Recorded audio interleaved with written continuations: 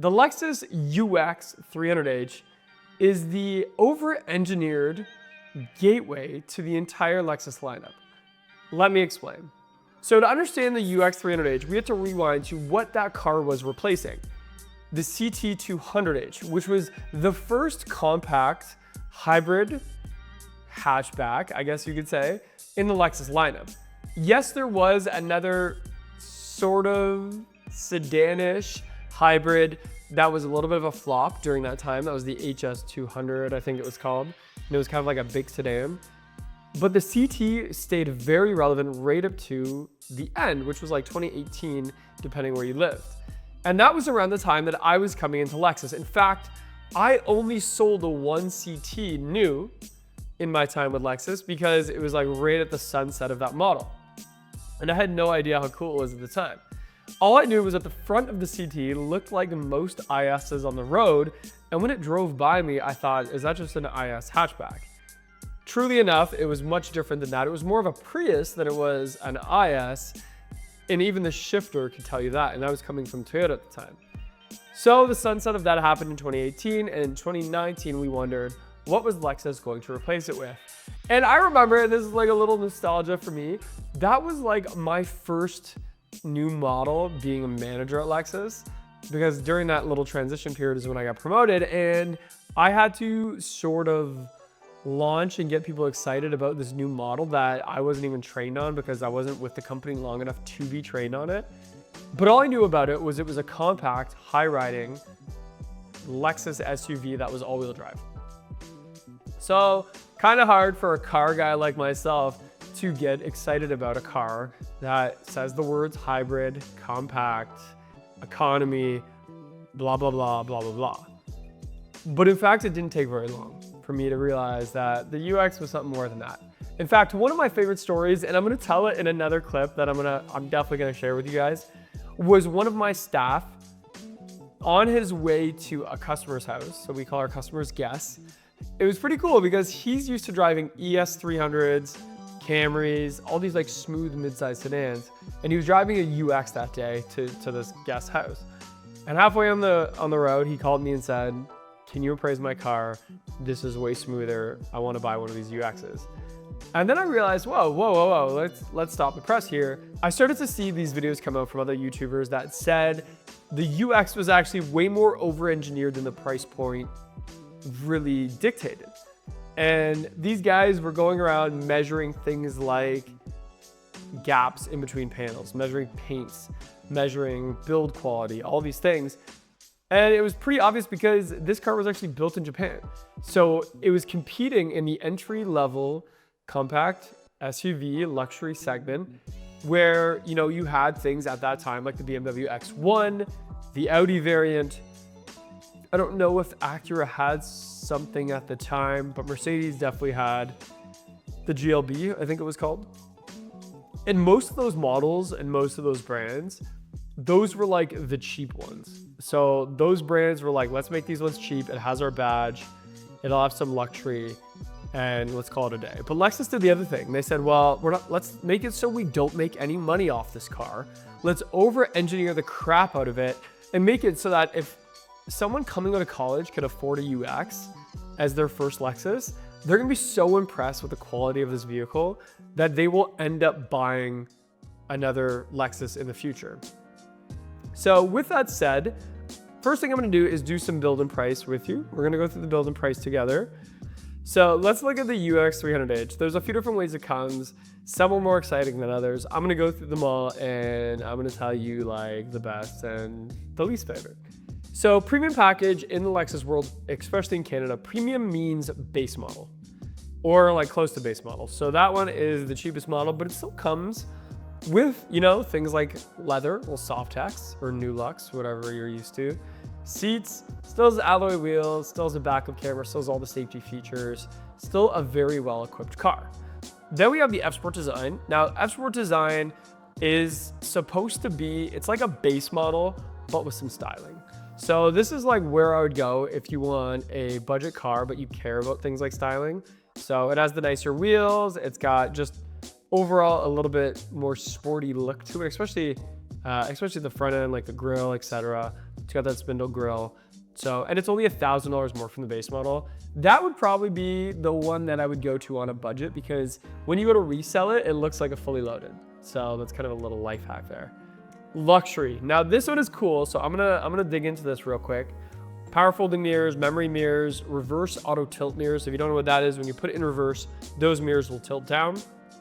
It's got the bigger screen versus those other two packages. So it's a 12.3-inch display. Lexus interface, that's gonna come on all of them. Heads-up display, that's only on fully loaded models usually. Driver seat memory system, so if you are going to be sharing this vehicle with your family and your spouse, blah, blah, blah, you're gonna want this. Garage door opener, not a lot of people actually take us up on that. Wireless charger for your phone. It's one of those things that you don't think you need until you need it. Like I was on a road trip today for about 2 hours each way and my phone was dying and I was like, I wish this car that I was driving had a wireless charger, because then like I don't have a phone cord on me. It wasn't my car. So that would have made things easier. Power back door with kick sensor. So even though that power tailgate is power, you can just kick underneath that bumper. You should know what that is by now. And it opens up. Digital key. Digital key is not a selling feature to me because it doesn't work all the time. It's kind of sketchy in my opinion. Like, I don't know. I just wouldn't trust it. Call me like, whatever, tinfoil hat. I don't know.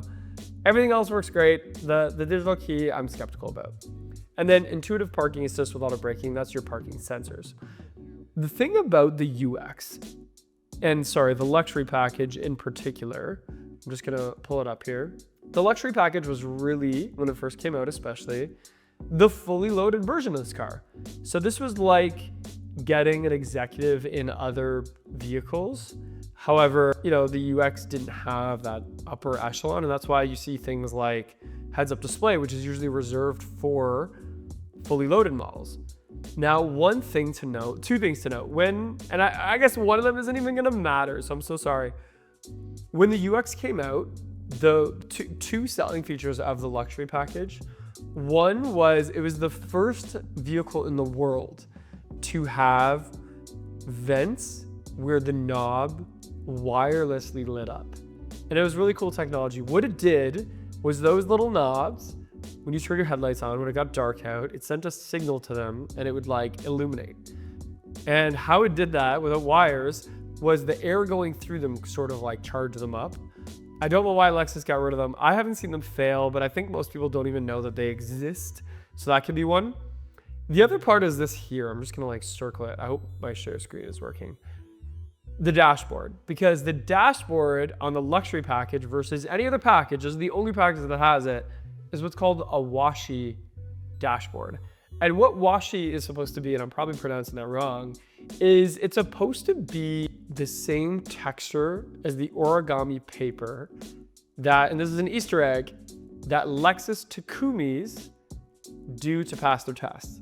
If you don't know what a Lexus Takumi is, they say it takes 1,000 hours to be an expert in anything. Well, to be a Takumi, you have to be doing that thing for 10,000 hours. And the final test is you have to do an origami cat with your less dominant hand, so for me it'd be my left, blindfolded and under 10 seconds. And those Takumis are the same people, team members on the assembly line who make things like the hand-stitched dashboard in cars like the LS, or actually a lot of bits of the LS, but more impressively are involved in things like the UX. So that's that little Easter egg there. Now, the luxury is also the only way to get a couple different cool interiors like birch or palomino. Right now, palomino is super hot. It adds a little bit of, I would say more than a little bit. It adds a lot of light to that interior cabin so you can see different layers to the cabin. Black interiors was all the rage at one point, and now like lighter interiors are kind of hot because of like how much detail is in those interiors.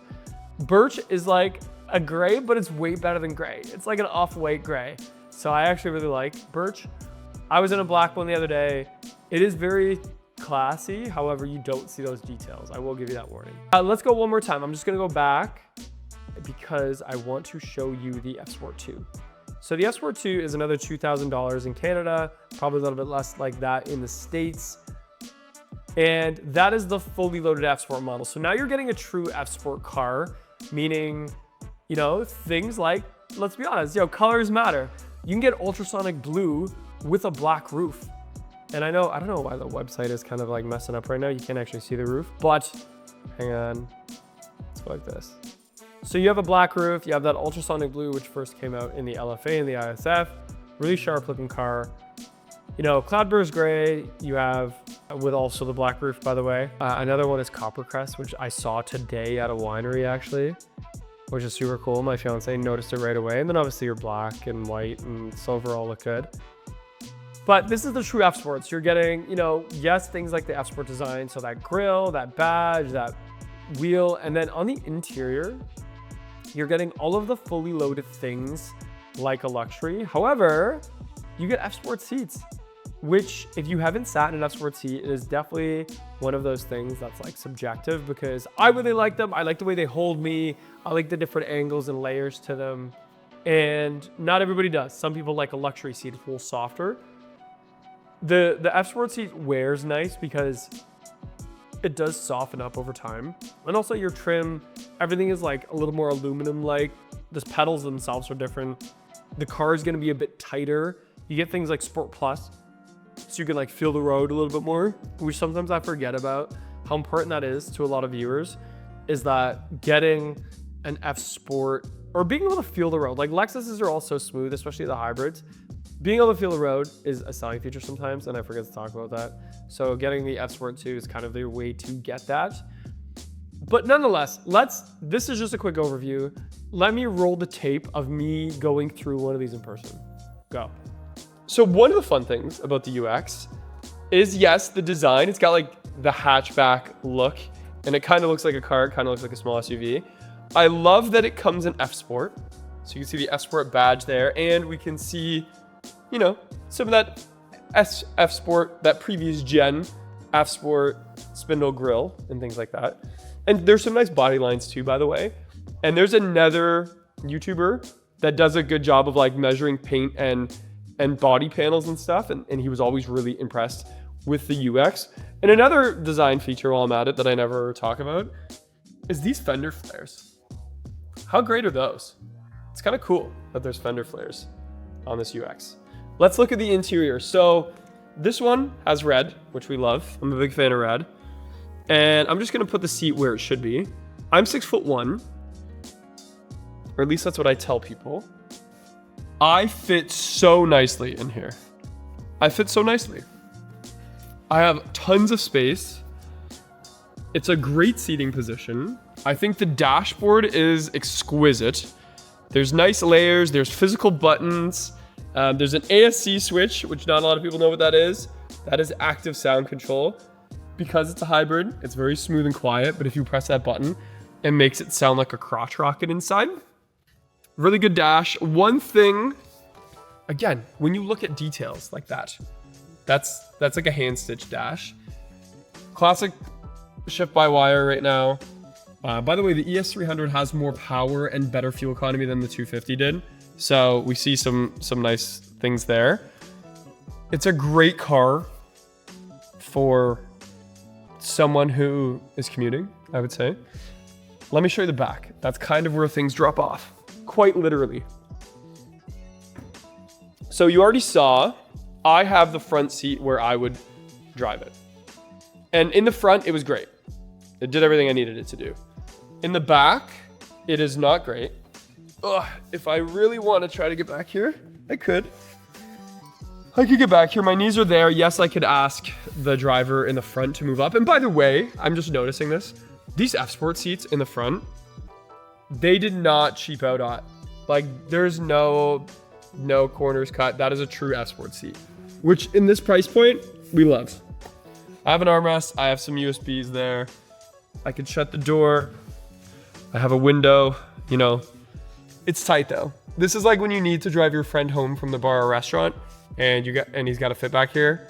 But for like road trips, I would hate to be back here. Let's look at the back. So being that it is a compact micro SUV, we have decent space back here. So it is a nice height to load things in and out of. That was the point. You fold down those seats. I'll just kind of show you. I don't know if they're gonna fold down with where the seat is up front, but you have usable space. You could put a Costco run back here, no problem. Are you gonna put a drum kit? No. Are you gonna put a bicycle? No. And we have a little bit extra space here. And this reminds me, I forgot about something. You could actually lower that floor a little bit to fit some more in there. But overall, for what it does, it's really good at it. So there you have it. That was just one package, but you can see, and you can like apply that to these other packages, why the UX is so special. I do wonder, you know, what this vehicle is gonna be like in the next couple of years. I mean, right now it just got redesigned with the 300H, which gives it more power, more abruptness, better fuel economy. It's the latest hybrid system from Toyota and Lexus, and it's really great. But I do wonder if it's gonna get replaced instead of redesigned again by the very elusive Lexus LBX. And maybe I have to do a video on that soon. Let me know in the comments below what you think of this Lexus model, if this is something you're interested in. If you want to see more behind the scenes Lexus videos like that, I am a Lexus sales manager by day. I'm a YouTuber by night. I talk about a lot of cars. I'm a car enthusiast, but Lexus is definitely my niche. So if you want to see more Lexus videos, let me know. And I'll see you in the next video.